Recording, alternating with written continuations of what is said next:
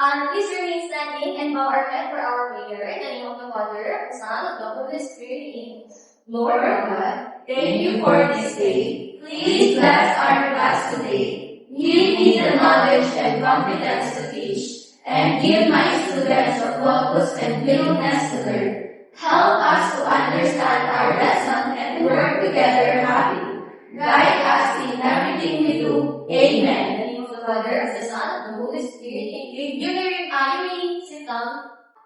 Okay, for our classroom rules, just a quick reminder of our classroom rules again. Who can remember our rules? Yes. Listen attentively when someone speaks. Very good. Another one. Yes. Raise your hand if you want to answer and if you want to ask questions. Very good. Yes. Okay.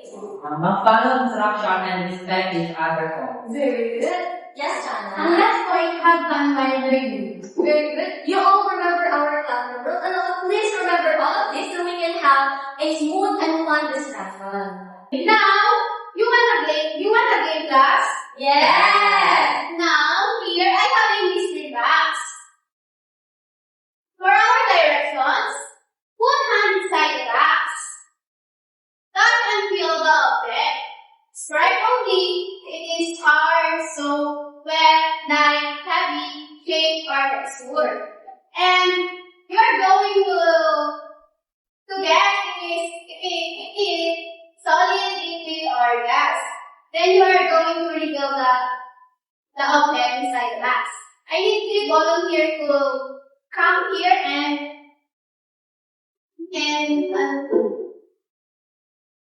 get on the heart.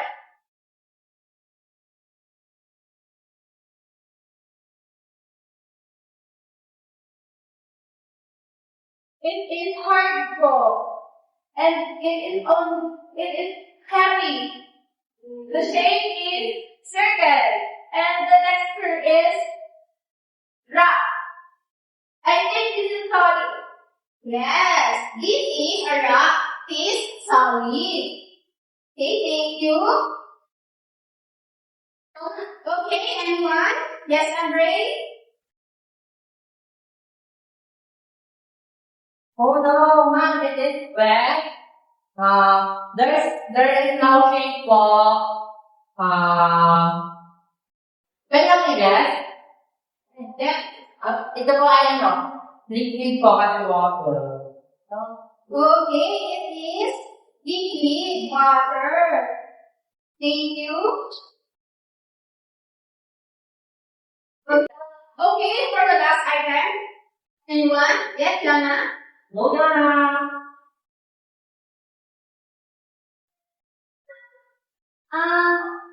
I think it is light bulb. Just to put in that. Balloon to be go. Balloon to. Yes. It's a balloon. Thank you. Based on our game that we played earlier, what do you think is our topic for today? Yes, Eliza.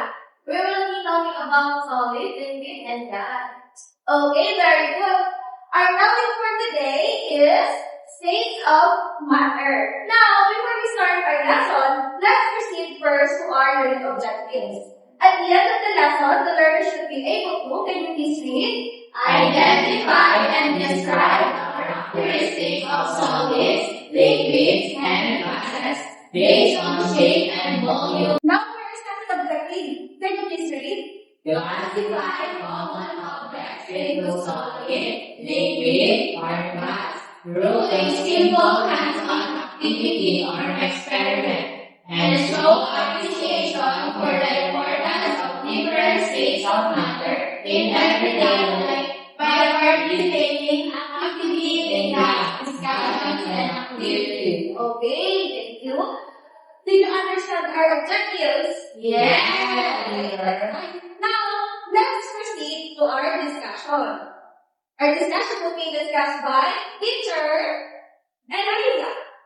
Okay, so look at our screen. Our lesson is about state of matter. Have you ever heard the word matter before? Yes. Okay, so what do you remember about the word matter? Anyone? Yes, Carol? Yes, teacher, we heard it before, but we can't remember what is the meaning of matter anymore. Okay, so we will talk it about today. Anyone else? Another one? Another answer? Yes, Donna?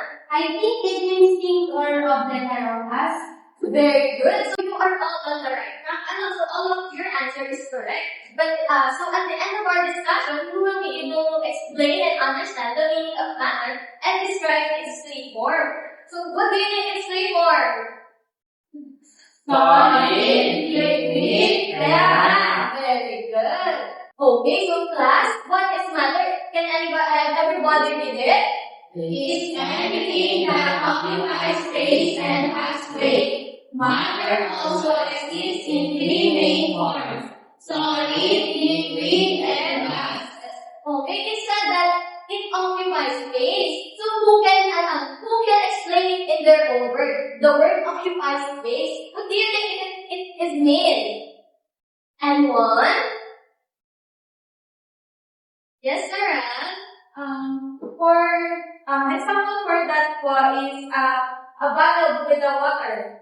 Yes, very good. Also, now let's look what is under the state of matter. We have solid. So solid as you can see, you can hold, and has definite shape. For example, pencil. Can you see a pencil?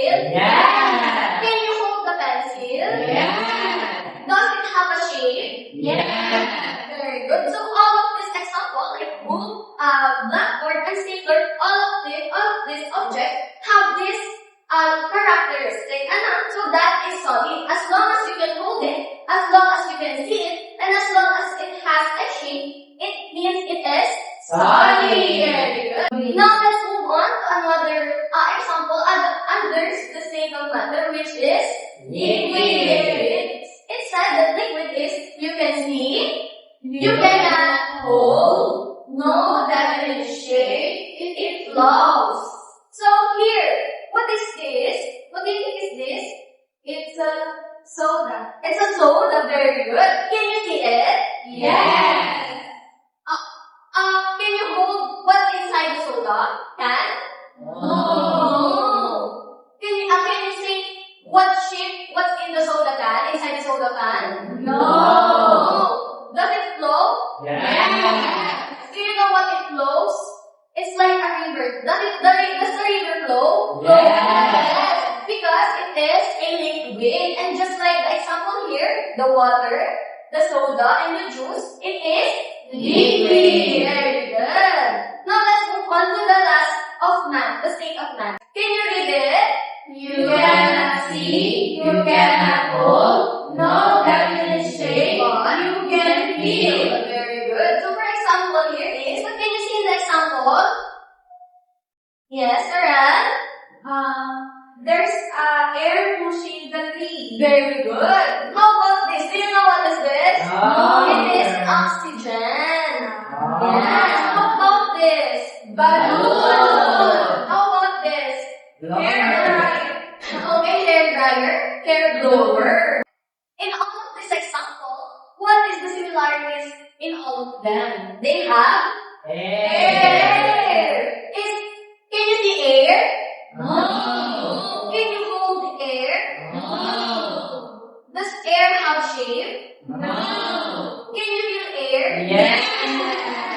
Especially when it's cold, right? Yes.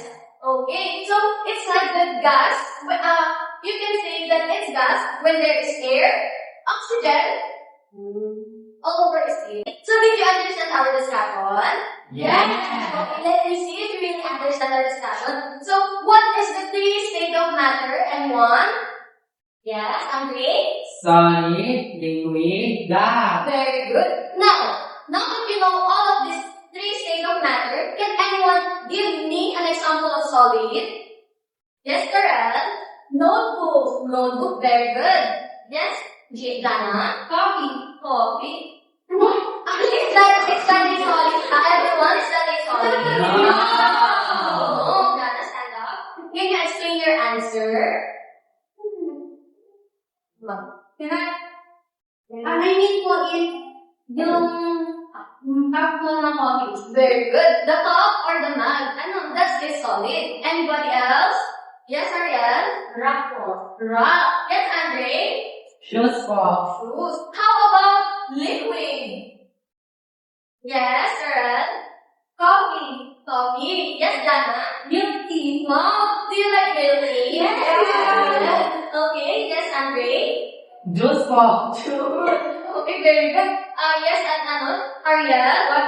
Water. So water is an important things that we need every day. To hydrate ourselves. How about gas? You can give me an example of gas. Yes? Yes, Ariel? Balloon po. Balloon. Another example. Yes, Andre? Helium po. Very good. Very good to all of you. You all answer my question and you all give me an example for the state of matter. So, good job everyone. Can you give yourself a round of applause? Okay, class, let's proceed to our next activity entitled Start the Game. Okay, this is the direction of our activity. Please read everyone. First, observe every picture one by one. Look at it and think about its characteristics. Decide if it's solid, liquid, or gas. Place it under the rectangle in front of you. Okay, class, you understand our direction? Yes! Who wants to answer? Okay, Ariel?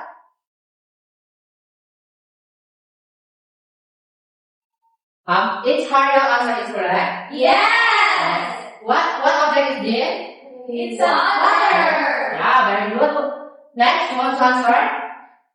You like that? Pick one object and fix it on our. Eliza's answer is correct. Yes! What object is this? No! It's a solid! Very good. Next, who wants to answer? Gaia?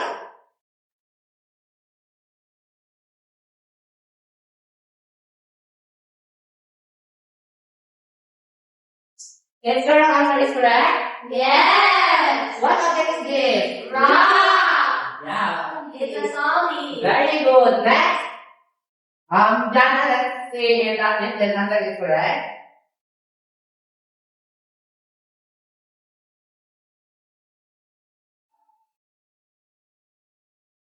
What object is this? Class. Oxygen!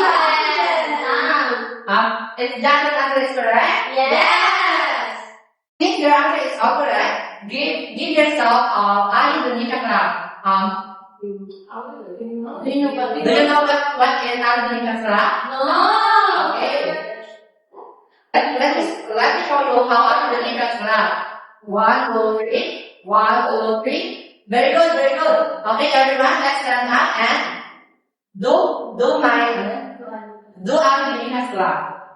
1, 2, 3. 1, 2, 3. Very good, very good. Okay, class, to see if you really understand our discussion, let's have a group activity entitled Let's Investigate Real Life Match. Okay, class, I will be dividing you into two groups. This will be the group 1 and this will be the group 2. I will be giving you a set of pictures, match them with solid, liquid, or gas, and explaining why. Why it becomes solid, liquid, or gas. You have 4 minutes to work as a group. Discuss your answers and be ready to present it in front of our class.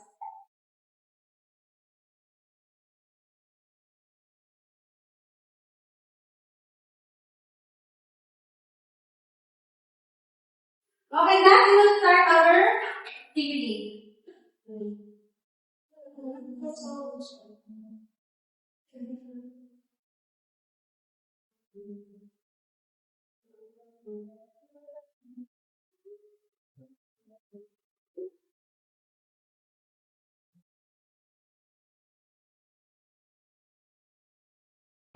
Okay, now are you done? Yes! Okay, group 1, you are first to present what is your answer and explain it. So we have a highlighter, a rock, a tree, and a spoon. So all of these, we can see this inside and outside our classroom. We see it every day. And we can say that it is a solid. All of these are solid because we can see it, we can touch it, and it has a shape. We have a book and water. Water is a liquid and also it's a notebook is a solid. We always use books in school, so we see it every day. And it has a shape, and we can hold it and we can see it. While in liquid, it flows, but we cannot hold it or touch it. Okay, let's give group 1 free clap. Okay, group 2.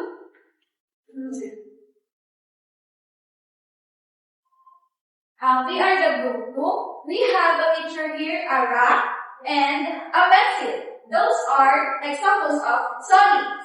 And this one is oxygen gas. It contains gas. I got a oil and juice. It is a liquid.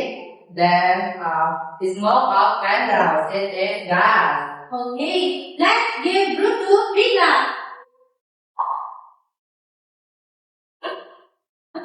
Okay, that's very good. You connected science into real life. Now you can identify matter around you in our everyday lives. Now we're all done with our discussion, with our activities. Now let's proceed with our written activity. All you have to do is get a piece of paper and a bullet. And we're going to answer this activity. We're going to identify what are the states of matter, if the object is solid, liquid, or gas. Okay, now we have paper. Yeah. Okay, write numbers 1 to 5 and identify if it's solid, liquid, or gas. Number 1 is water. Number 2 is air. And for the number 3 is ice cube. For the number 4 is juice. For the last number is smoke. Are you all done? Yes. Okay, let's see if your answers are all correct. Can you please exchange your papers and let's check if your answers are correct. For the number 1, what state of matter is water? Liquid. Very good. Are you all correct? Yes. Okay. For the number 2, the air is Gas. Good job. For the number 3, Solid. very good. For the number 4, juice. Liquid. And liquid. For the last number is smoke. Gas. Good job, gas. Who got 5? Very good. Now let's proceed to our next written activity. Can you please, this is our second activity. All you have to do is read each statement carefully and choose the correct answer. Write numbers 1 to 5 again. Read the statement silent and choose your answer from A to Z.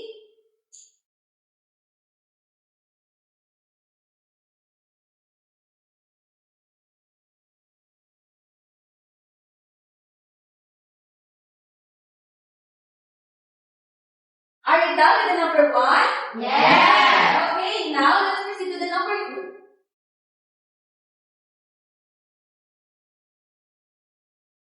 For the number 3 and 4,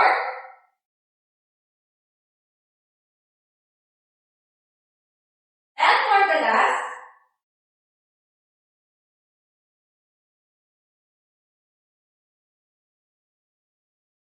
are you all done?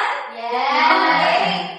Exchange your paper again and let's check if your answers are correct. For the number 1, who wants to answer? Yes, Andre, can you please read it first? It has a definite shape and definite volume. Solid for A. Okay, very good. It has definite shape and definite volume. The answer is solid. And for the second, who wants to answer? Yes, Eliza. It can flow and makes the shape of its make a liquid bowl. Okay, it is your Eliza's answer is also correct. It is liquid. For the number 2, who wants to answer? Yes, Chana. It spreads out and phase of the matter. That po. Very good. For the number 4, yes? Which of the following is an example of a solid?